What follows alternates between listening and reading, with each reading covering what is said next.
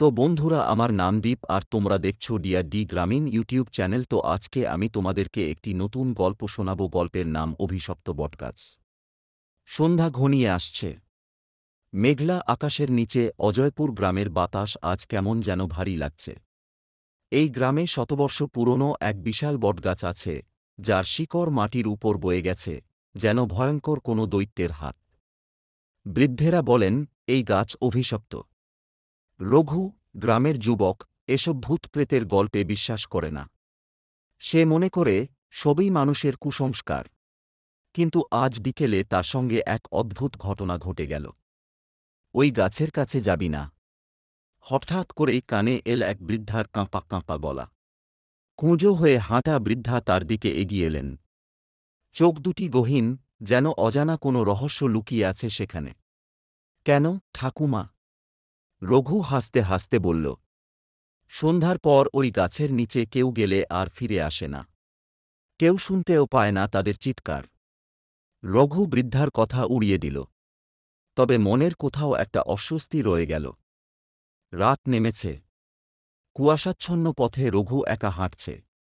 তার বন্ধুরা তাকে চ্যালেঞ্জ দিয়েছে, সে যদি অভিশপ্ত বটগাছের নিচে 1 ঘণ্টা কাটাতে পারে, তবে সবাই মিলে তাকে 1 সপ্তাহ খাওয়াবে।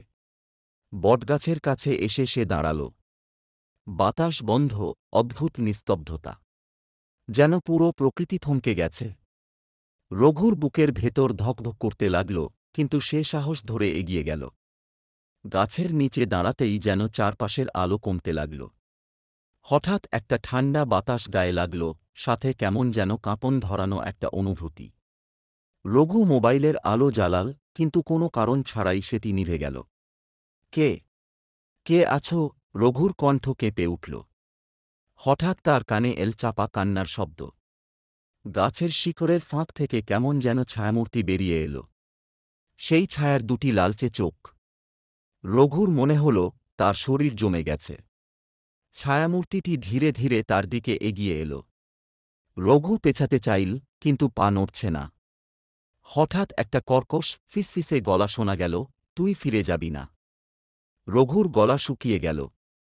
গাছের শিকড়ের নিচ থেকে যেন অসংখ্য হাত বেরিয়ে আসছে, তাকে টেনে নিতে চায় অন্ধকারে। বাঁচাও! রঘু চিৎকার দিল, কিন্তু তার কণ্ঠ যেন বাতাসে মিলিয়ে গেল। তারপর সব অন্ধকার। সকাল হলে গ্রামবাসীরা রঘুকে খুঁজতে বের হল।